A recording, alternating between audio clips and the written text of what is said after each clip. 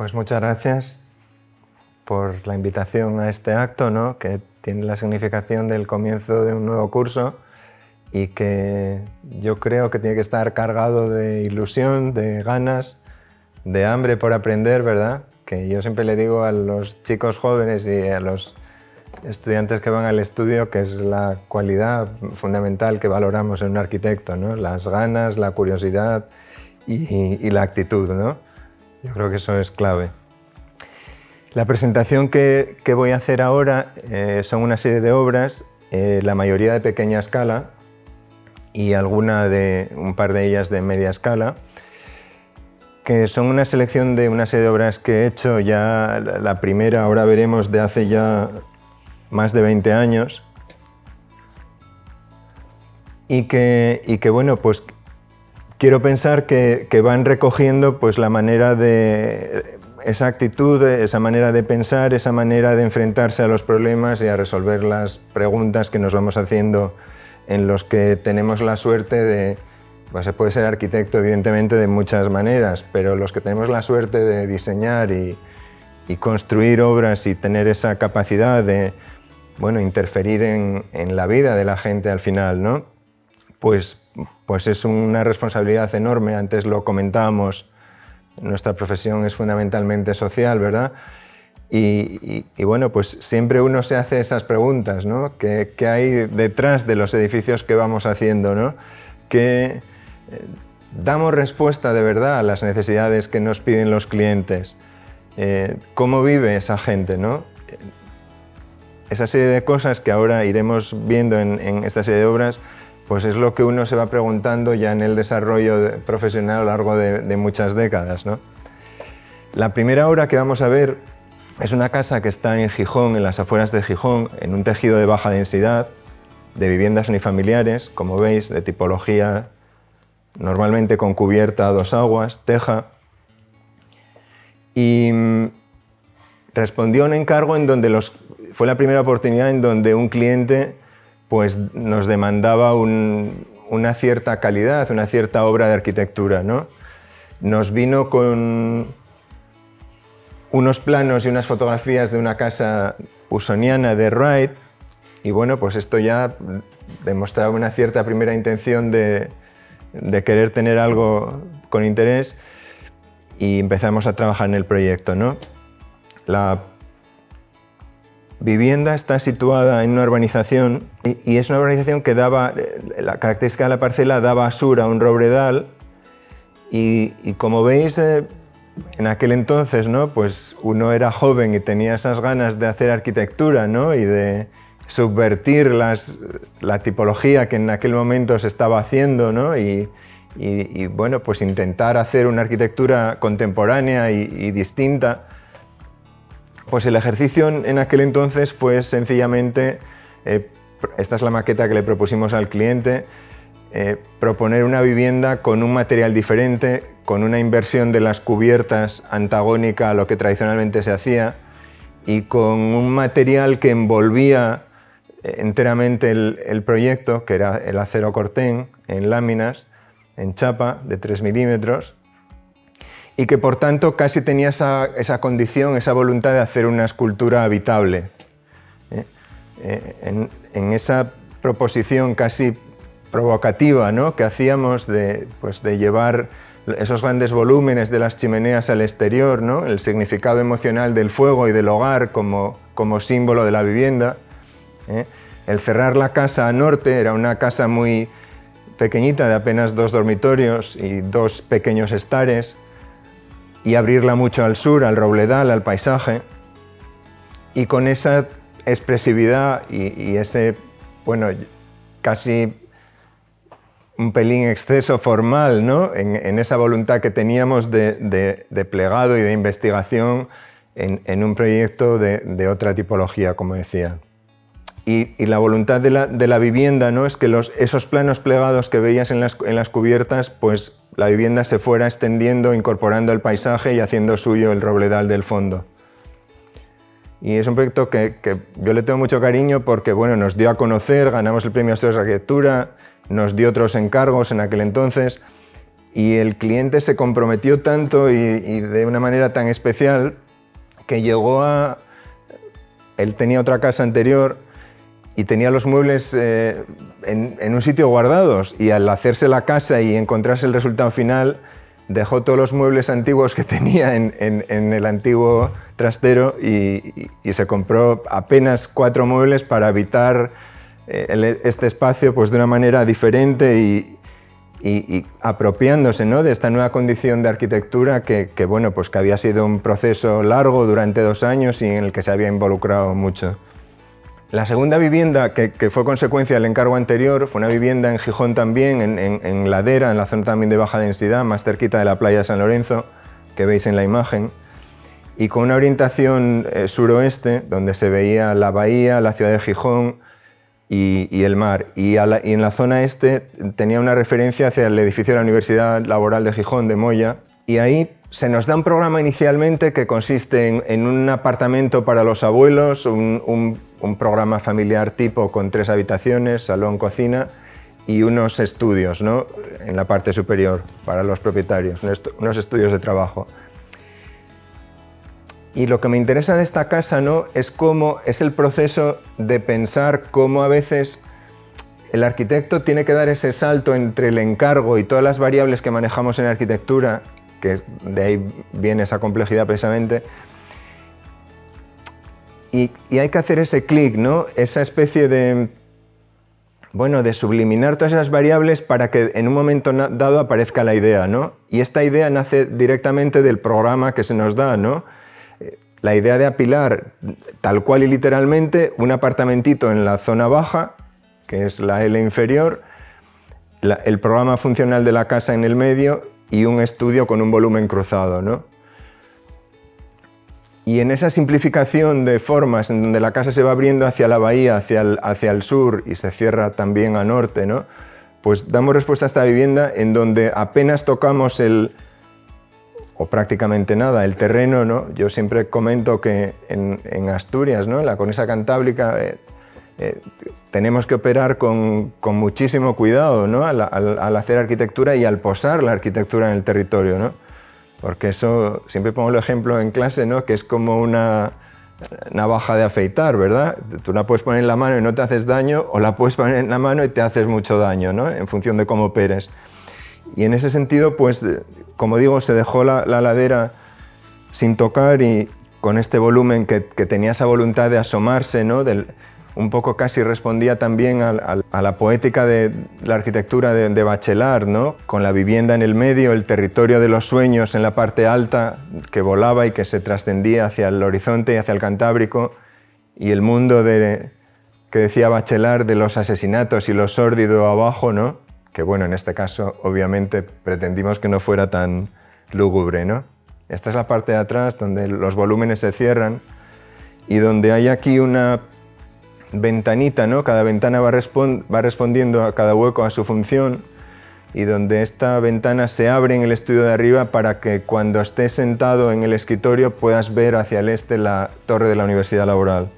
En el espacio interior pues se va introduciendo la luz tensada desde un lucernario hacia la luz que viene del sur. Estos son los planos de la escalera con el lucernario rasante arriba, la que sube al estudio.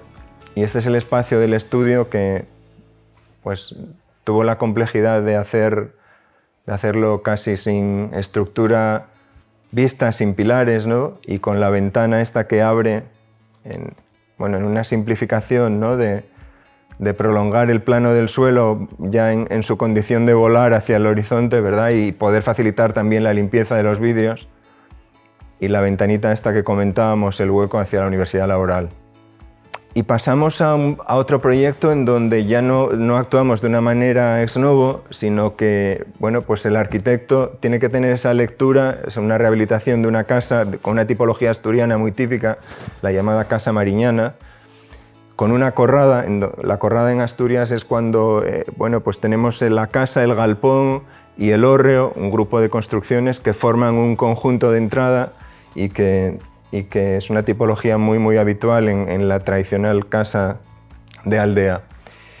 Y nos encontramos con una situación también muy singular y un cliente muy especial, que nos da un poema en el encargo y cuyo poema hace referencia a las cosas que ocurren en la parcela, ¿no? Es una parcela grande con un riachuelo, un bosque de castaños que lo cruza, y una vía del tren. El camino de acceso pasa por encima y ya accedes a los distintos elementos, ¿no? La vivienda, el galpón y el hórreo. Y aquí un poco lo que planteamos, este es el estado inicial que nos encontramos, pues es un proyecto que nos da la capacidad de investigar sobre la arquitectura tradicional, ¿no? Es decir, la pregunta es ¿cómo puedes convertir una arquitectura tradicional en arquitectura contemporánea con un programa muchísimo mayor al que demanda el propio volumen que ya nos viene dado y cómo podemos operar ahí, ¿no? Esta es una imagen desde el bosquecillo, desde el riachuelo de la vivienda y la solución que dimos fue dejar los muros existentes, la preexistencia y operar en ellos con aperturas, ¿no? Mantener la preexistencia de alguno de los huecos existentes, con cortén.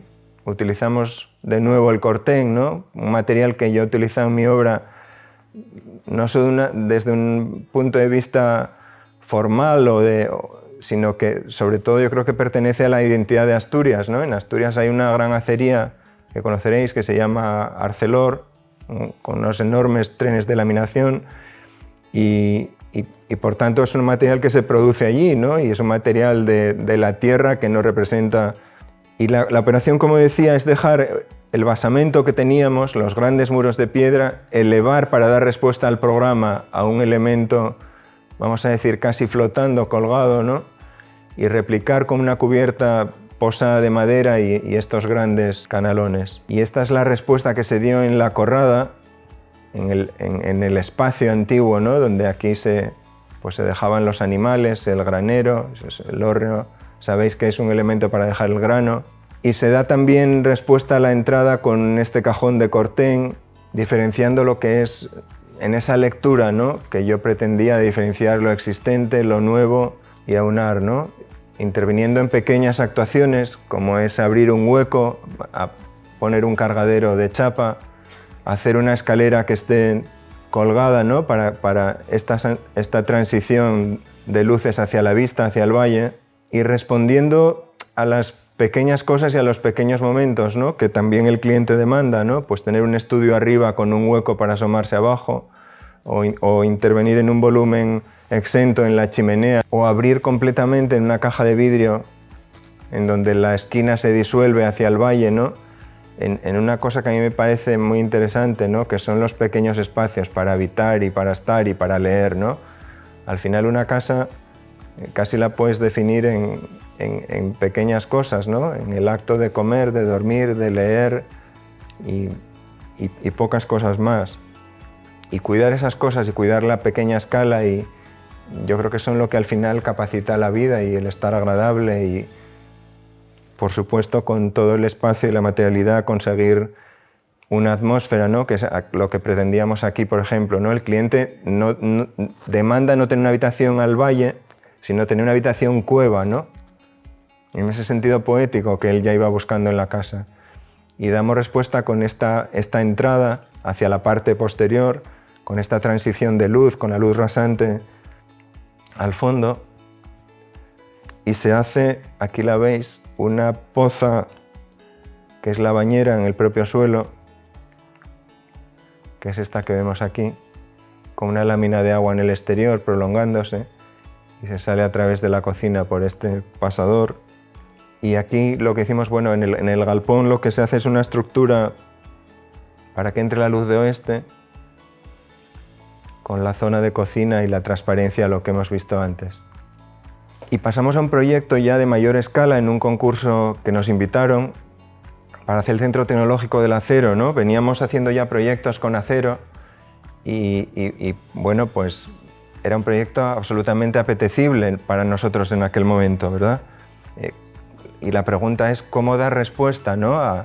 a un edificio de estas características, de una escala mucho mayor, son 5.000 metros, y cómo debe ser la fachada, las sensaciones, la imagen de un centro tecnológico que va a representar el acero en Asturias. El solar está en el Parque Empresarial de Avilés, esta es la ría de Avilés, aquí está la ciudad, que se va desparramando hacia acá en poblados industriales que dan servicio a la gran actoría de ArcelorMittal que está situada aquí y cuya cabecera se sigue hacia Gijón en más de 2 kilómetros de extensión, ¿no? Entonces, la parcela del edificio miraba en su cabeza precisamente hacia esa acería, es decir, estaba enfrentándose, ¿no? Y el edificio pues parece que tenía esa voluntad de hablar y de enfrentarse y de mirar, ¿no? De expandirse hacia la gran fábrica que había sido la referencia industrial en toda Asturias.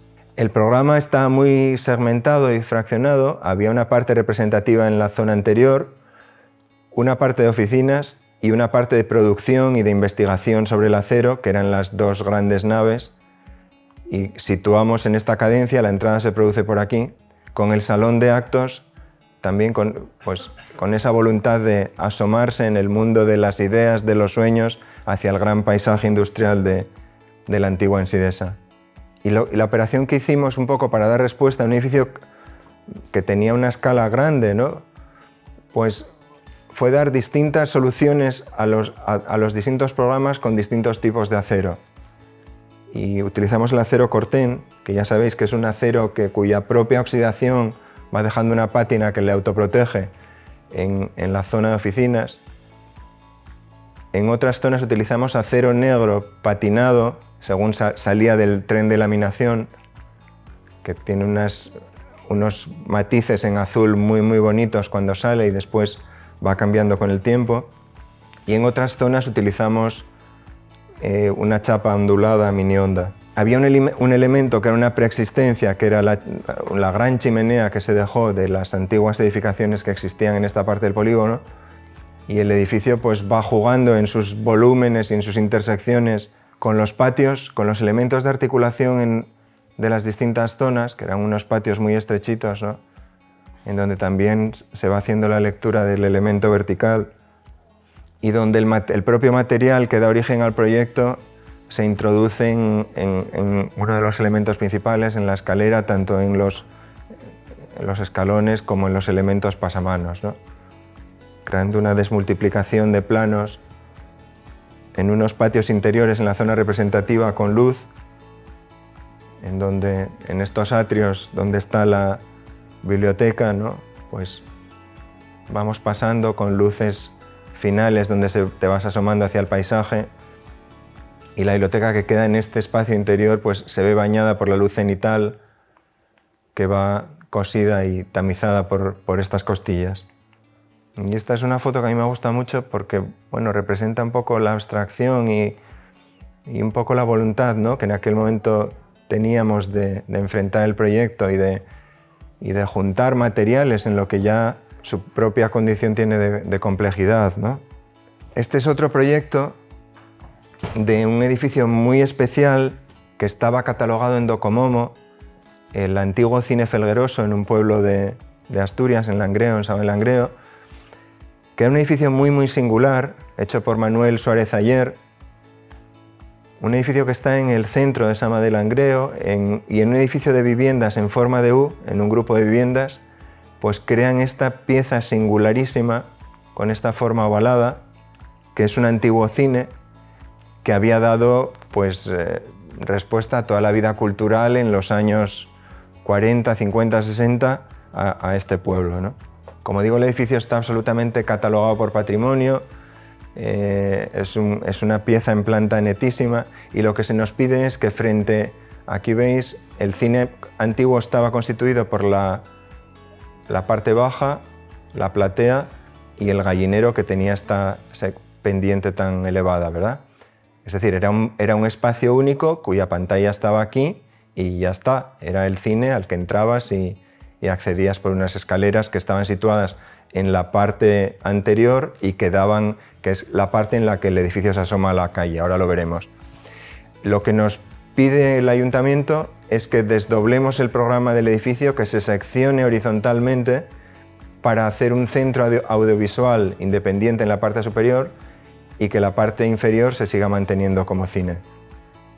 La operación que hicimos fue mantener escrupulosamente exterior, fachada y toda la zona de subida de escaleras, que ahora veremos en imágenes, introducir un ascensor que es este en las distintas plantas, para dar accesibilidad, y en la parte superior hacer una zona destinada a una exposición de cámaras y escenografía con una pequeña sala que es esta, con una escalerita que se sube, y unas pequeñas oficinas para un grupo cultural que se llamaba Sala Oscura y que pues su actividad era dedicada al cine. El edificio en la parte anterior tenía un mural hecho por Luis Suárez y Zucco, dos pintores de los años 60-70 muy valorados, pertenecían al grupo El Paso, uno de ellos, y como veis en la parte posterior pues era muy ciego con este basamento, estas salidas y estos elementos en el gresite integrados. Bueno, pues en aquella época donde la arquitectura y las artes pues tenían mucha imbricación, ¿no? Respetamos absolutamente escaleras y se recompuso a nuevo y se retocó el mural, se retocaron los elementos de fachada estrictamente, es decir, yo creo que ahí el arquitecto tiene que tener esa mirada en la rehabilitación de dónde tiene, en este caso, ¿no? Dónde teníamos que dar un paso atrás y ser muy prudentes y muy respetuosos, y dónde dar un paso adelante y dar respuesta al programa nuevo que se nos demandaba. Y esta es la nueva intervención en la parte superior para el centro cultural, en donde hay una subida a unas escaleras del grupo Sala Oscura, y aquí hay una transición a un espacio que se nos pide. Tenían una colección de cámaras fotográficas y de cine, y se nos piden unas urnas en la banda de perímetro del cine y un espacio expositivo, ¿no? Entonces, en esta sala que hacemos ovalada, pues hacemos esta intervención un tanto, bueno, con esa metáfora, ¿no?, de la escenografía del cine, los focos, la atmósfera, la luz, y en donde introducimos en esa sala este elemento. Este es el ascensor que cose todas las plantas del edificio. Bueno, pues con esta voluntad de hacer referencia a la historia del cine, ¿no?, al blanco y negro y a la aparición después del color con estos lucernarios que aparecen también en la cubierta. Una sala muy pequeñita, una escala muy pequeñita, muy agradable, con mucha pendiente, que es la pendiente del antiguo gallinero. Y yo que he estado allí en algún acto, pues la verdad es que es de estos espacios que salen con la medida que uno piensa previamente, ¿no? Este es otro proyecto diferente, un centro de salud en Mieres. Aparte, evidentemente, de dar la respuesta al complejo programa que en este caso tenía, la intención fundamental del edificio, esta es la entrada y fachada principal, es lo que yo creo a lo que debe responder todo edificio público, ¿no? Y es a dar una buena respuesta urbana. ¿Qué es lo que hacemos aquí? Esto era un espacio absolutamente degradado inicialmente, y lo que incorporamos es un pequeño parque en la entrada, casi no tiene ni la condición de plaza, entre el elemento de acceso exterior para el salón de actos y la parte asistencial. Esta es la fachada posterior a la que no llegas si no es atravesando el propio edificio, en donde hay una zona para los niños, para la zona de asistencia infantil aquí, pues con un techo de una escala muy pequeñita, ¿no? Y en donde tratamos la parte trasera del edificio pues casi como si fuese la parte delantera, ¿no? Un poco ese cuidado con este bosque de pilares, ¿no?, y este apilado siempre de lamas y de estratos, ¿no?, que hacían referencia a la mina. Esto está situado en Mieres, en plena cuenca minera, en el corazón minero de Asturias, en donde los elementos que íbamos incorporando pues intentaban responder a esas cosas, ¿no? Este es el espacio interior, en donde logré que se colocase una escultura de Fernando Alba, escultor asturiano, muy interesante, y donde el espacio, encima de un gran lucernario de 5×5, y la escultura también tiene 5×5, con lo cual el escultor ahí interpretó de una manera también muy sutil la arquitectura, ¿no?, haciendo casi un vacío para que no se pueda pisar aquí, pero siendo muy respetuoso y muy, es decir, en ese lenguaje en donde uno no interfiere otro, ¿no? Y en la escalera de subida a la planta primera del edificio, pues hicimos este elemento para desde aquí poder visualizar la pieza y todo el espacio. El edificio tiene una serie de patios que se van tratando de distintos modos, que van plegando y creando efectos con estas lamas de protección solar, ¿no?, de protección pasiva en la fachada sur, para evitar el asoleo, ¿no?, y evidentemente mejorar la eficiencia energética del edificio, que dan estos efectos en el interior, y este es el espacio intersticial entre las lamas y la propia fachada, tratando espacios interiores con un edificio grande con luz, y metimos también para identificación, como era un edificio muy grande, para la identificación de las distintas zonas, se metieron unas fotografías de Marcos Morilla, haciendo referencia a los árboles también, tratadas en distintos colores, ¿no? Para interpretar las distintas zonas asistenciales. Y cuidando determinados espacios secundarios, desde el sótano, ¿no? Con la salida a un patio inglés, en donde a través de un elemento de cubrición por trames, pues vemos el bosque de pilares, y un espacio que es secundario pues se convierte en... Intentamos darle esa otra condición, ¿no? De calidad y esto ya es una intervención en el paisaje, en Tapia de Casariego, en un proyecto también que yo tengo mucho cariño y muy singular por el propio medio al que se enfrenta. El proyecto nace del Ministerio de Medio Ambiente para hacer un libro blanco que supusiera un modelo de intervención en toda España de pequeñas intervenciones en la costa. Y se cogen a una serie de arquitectos en distintas zonas de la geografía de costa, como digo, para hacer esa publicación, ¿no? Muchas de las obras se llegaron a hacer y alguna no se llegó a hacer. Esta fue la primera que se hizo. Y el proyecto partió además de una condición que pocas veces se nos da en la vida profesional, ¿no? Que es que te dejen elegir el lugar encima, que eso ya es mucho pedir, ¿verdad? Inicialmente yo a Costas les propuse una isla que hay en la ría de Villaviciosa, y cuando fui a hablar con el ayuntamiento, el alcalde me dijo: mira, esta isla es privada, tú sabrás lo que quieres hacer. Se lo comenté a Costas y me dijeron: ningún problema, expropiamos la isla, en 2 años o 3 o 4 haces el proyecto. Pero si no, ellos en ese momento me ofrecen este lugar, que era una antigua acetaria, una antigua instalación semi-industrial, para operar en Tapia de una manera directa. Y evidentemente pues el encargo también y el lugar tenía una potencialidad tremenda paisajística, y nos lanzamos y decidimos directamente a este. El lugar está situado en Tapia de Casariego, en donde tenemos el puerto, este es el núcleo de Tapia, con el puerto y la playa al otro lado, con un camino de ronda que los une. Y este camino de ronda, una pequeña carreterita, tiene acceso, la playa, el puerto, y este es el camino de ronda, que tiene acceso a través de este caminito inclinado a las antiguas instalaciones de una acetaria, donde había pues un pozo de agua salada con marisco, y la intención es hacer un lugar, vamos a decir, lúdico, y unas plataformas de estancia, y de una manera finalista una piscina de agua salada. Este es el conjunto en el que nos enfrentamos en el estado inicial, tal y como nosotros lo encontramos, con unos antiguos muros que habían sido rellenados para que el camino tuviera la pendiente necesaria, para que los camiones llegasen a unas pequeñas casetas aquí, que eran las oficinas, y después ya bajar a lo que era el pozo de la acetaria, con unos diques, este y otro pequeñito, que eran los que contenían el agua y que se iba llenando en función de la marea. El proyecto evidentemente juega con el horizonte, juega con el paisaje trasero, y está en una potencialidad brutal, ¿no?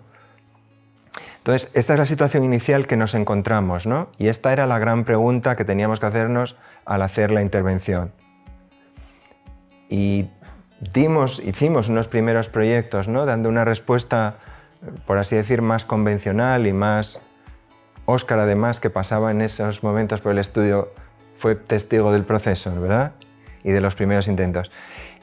Bueno, pues una respuesta más convencional, con un diseño de barandilla, con no sé qué, y con cosas, ¿no? Pero el lugar era tan brutal y tan potente que estaba demandando otra cuestión, ¿no?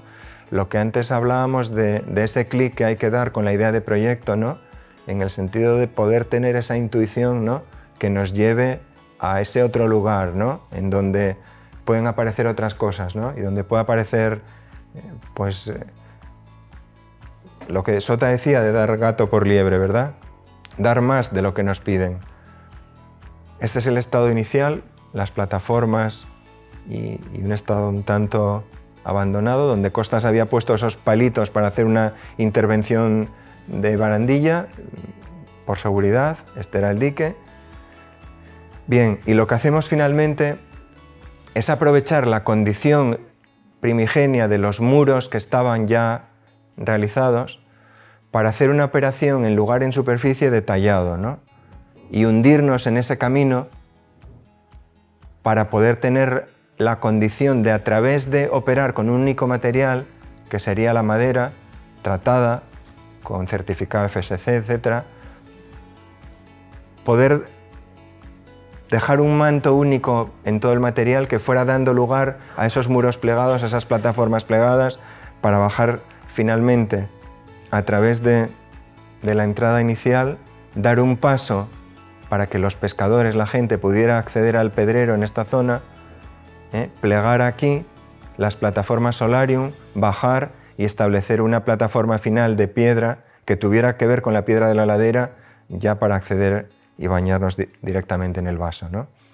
Entonces, el proyecto es un proyecto que nace de esta idea, de esta geometría, pero que después uno tiene que dar respuesta en obra y replantear y mover las condiciones, ¿no? Un proyecto de pequeños detalles, de pequeño lugar, ¿no? En donde queríamos pensar que esta formalización tuviera que ver con los pliegues y los estratos también del lugar, ¿no? Y era un proyecto muy constructivo. Al final, pues había una operación de excavación, una operación de consolidación, una operación de finalización con la madera y detallado de los distintos elementos, que aquí vemos en las diapos, ¿no? Pues la excavación primera, la consolidación con hormigón de los muros y el posicionamiento de la madera, que queremos dejar de una manera casi hasta los propios rastreles, ¿no? En esa verdad constructiva, ¿no? En donde llega a la roca y puedes transcurrir a nivel, ¿no?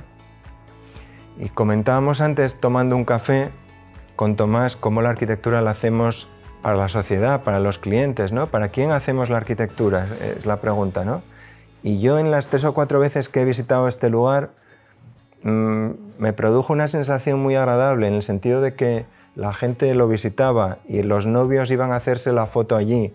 El lugar, cuando la gente, los turistas, pasan por el camino de ronda, pues tiene una atracción especial, bajan, lo recorren. Y bueno, en este sentido, pues uno va haciendo cosas en su trabajo, pero también descubre otras nuevas, ¿no? Otras cuestiones agradables, y la arquitectura, si tienes la suerte de intentar hacerla medio bien, pues la propia obra y las propias circunstancias posteriores te van regalando cuestiones, ¿verdad? Y en un poco en estas fotos, como veis, el camino y el muro pues casi desaparece y se consolida, y bueno, pues intenta pasar de la manera más desapercibida, ¿no? Con estos tallados que van ocasionando estos pliegues de luz muy plásticos, en ese jugar con el horizonte, o la salida hacia el pedrero, en donde el tratamiento único del material se va matizando con distintos despieces, ¿no? Para crear distintos espacios en los pliegues, en las salidas, de una manera más sutil, y en donde, como decía, cada rincón se va tallando con su altura para cumplir la seguridad en obra, para que el espacio se vaya conformando, ¿no? De una manera, evidentemente respetando la geometría inicial, pero adaptándola a las condiciones ya reales de la percepción, ¿no? Un proyecto muy al final, de lo que se trataba era de hacer una plataforma activa para que la gente lo utilizase de la manera que quisiera, ¿no? Y en donde el proyecto, al final, en ese camino ya se va desmaterializando y se convierte en esa otra cosa, a través de esta escalera de hormigón que ya existía, a la que sencillamente se le adosa esta barandilla que tiene esa condición de pasar más desapercibida, para llegar a las plataformas finales abajo, al solarium, y donde la piedra que se escoge aquí tiene la misma condición que la piedra de la propia roca, ¿no? Como si la condición natural se convirtiera en artificial en la plataforma para llegar allá al agua. Y estas son el resultado ya final del conjunto. Se instaló un sistema hidráulico para el control también de las mareas, una compuerta, y es un proyecto de horizonte, ¿no? En donde la obra está en permanente diálogo con el horizonte, porque estás viendo siempre las imágenes sesgadas de los planos de la nueva condición artificial de la arquitectura, ¿no? Jugando con los estratos de la roca y jugando con el horizonte. Y pasamos a un último proyecto, que es un proyecto reciente, en la ría de Villaviciosa, con una condición también singular, que ahora veremos, en donde, como veis, he traído más viviendas unifamiliares que proyectos grandes, ¿no? Yo creo que como arquitectos, o por lo menos es mi manera de enfocar las cuestiones, uno tiene que meterse siempre en el pellejo del cliente y entender esas pequeñas operaciones, tanto de la vida diaria como de las sensaciones y de la atmósfera que vamos a crear a la hora de hacer un mundo tan privado como una vivienda, ¿no? Y en la que al final pues los propios pequeños objetos que vamos a introducir van a interferir y a dialogar con la arquitectura, ¿no? Desde la condición de tener presente el fuego en la chimenea, ¿no? O el lugar para comer o para leer. ¿Dónde vamos a leer, ¿no? Esas preguntas tan obvias que nos tenemos que hacer. O cómo se va a iluminar por la noche la vivienda. Muchas veces atendemos los arquitectos a la iluminación de día, pero la iluminación nocturna la abandonamos, ¿no? Que es tanto más importante. Y esta es la vivienda que nos encontramos, una vivienda de los años 90, en un lugar pues, enfrentado a la ría de Villaviciosa, con fachada hacia el sur, en una ladera con muy poca pendiente y muy suave hacia la ría, pero con una enorme dificultad de partida, que era una casa que existía en un territorio absolutamente protegido por medio ambiente, por costas y por la propia normativa del ayuntamiento. Ya veis lo que era la vivienda inicial, sin, en mi opinión, ningún interés. Estos son los espacios interiores que nos encontramos inicialmente y en donde estamos enfrentados a un maravilloso lugar, ¿no? Es decir, una arquitectura que no tiene interés enfrentada a un paisaje que tiene esta potencialidad de nuevo, ¿no? Entonces, pues, quiero decir, esta doble condición da un poco lugar a la idea de lo que yo pretendía en la vivienda, ¿no? La obsesión de mirar, ¿no? Este es el proyecto inicial, casa con aleros, como digo, llegamos y no se puede hacer absolutamente nada. Hay una condición de partida que es mantener el volumen, mantener una cubierta de teja y no se puede aumentar ni 1 milímetro esto, ¿no? Y esa es la dificultad y el reto del proyecto, ¿no?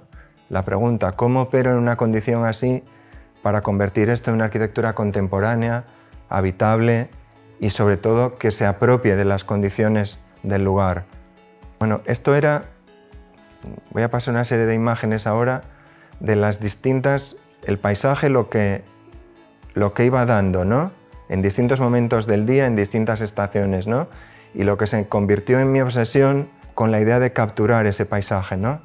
¿Cómo meter eso en una vivienda en donde no puedes operar con grandes ventanales porque hay una estructura de hormigón muy pautada cada 3 metros?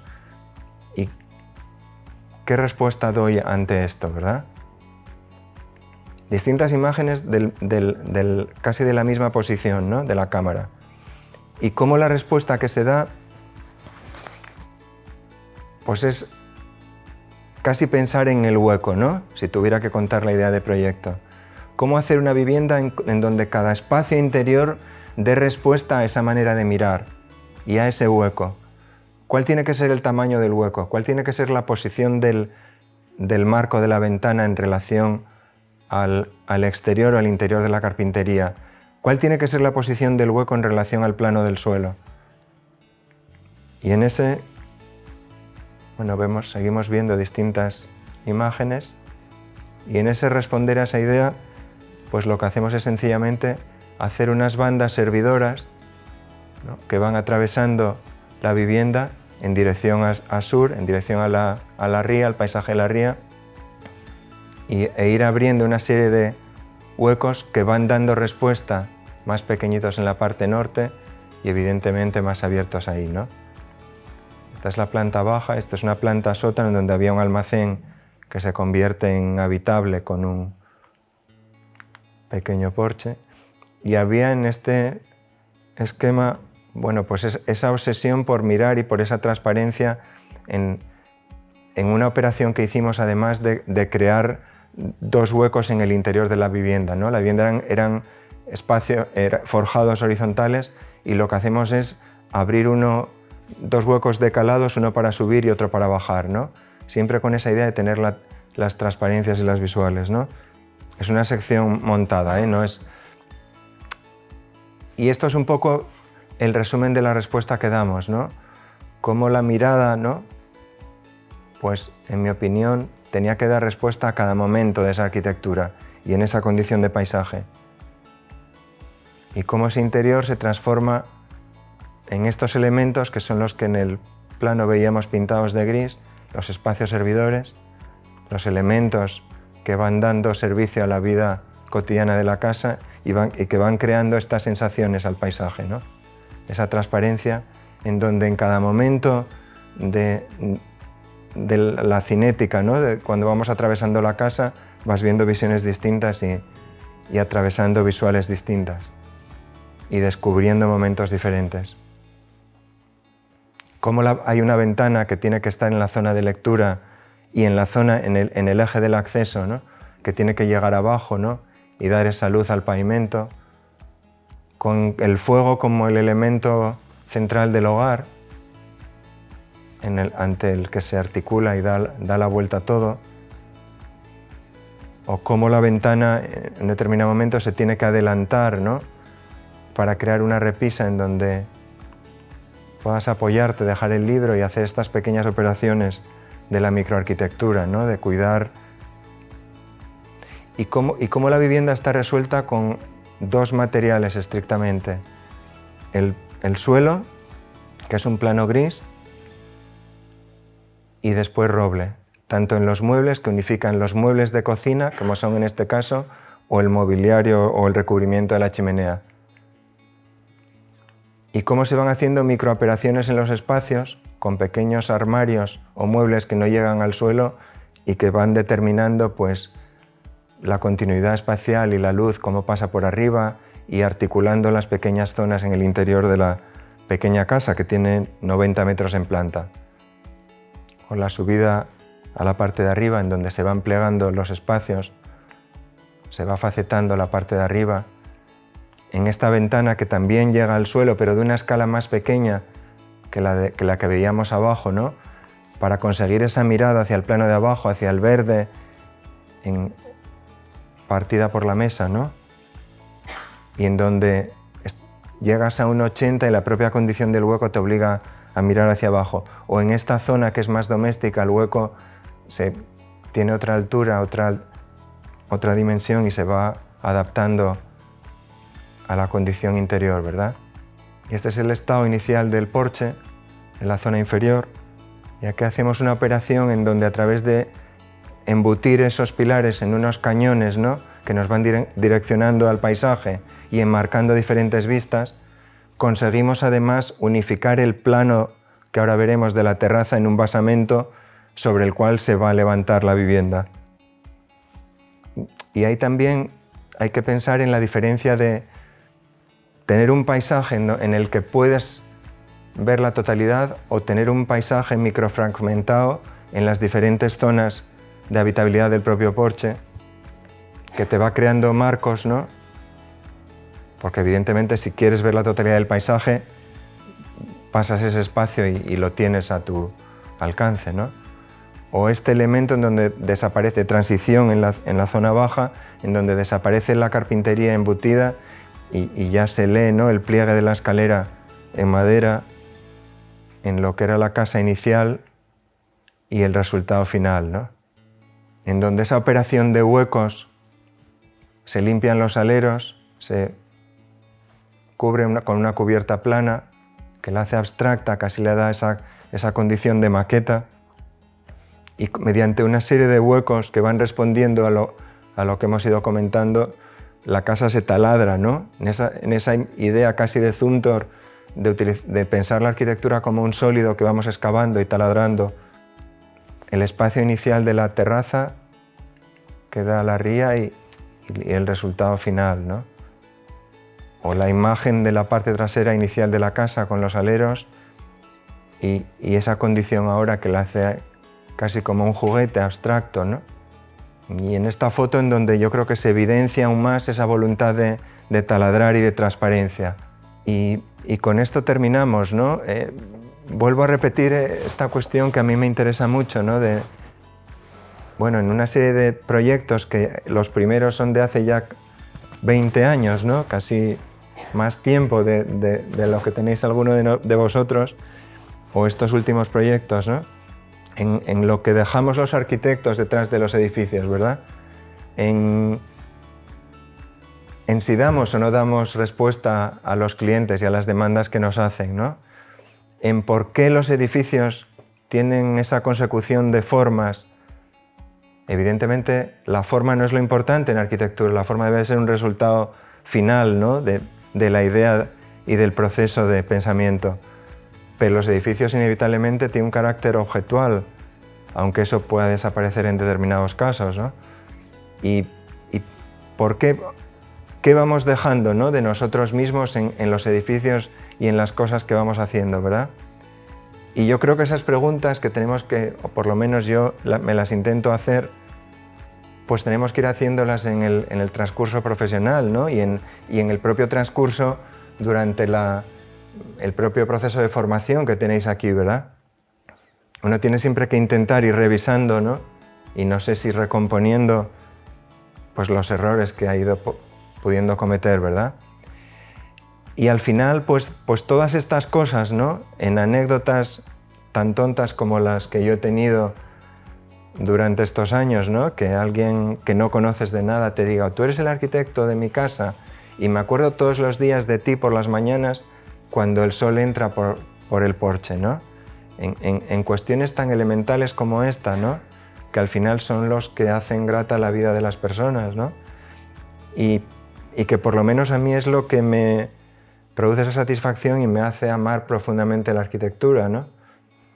Y en la que cada uno evidentemente tiene que buscar su camino y su manera de operar y de pensar, pero repito que tenemos esa condición casi mágica y maravillosa de poder hacer un poquito mejor la vida de las personas, ¿no? No tenemos seguramente la profesión más importante, pero sí tenemos una de las más bonitas, sin ninguna duda.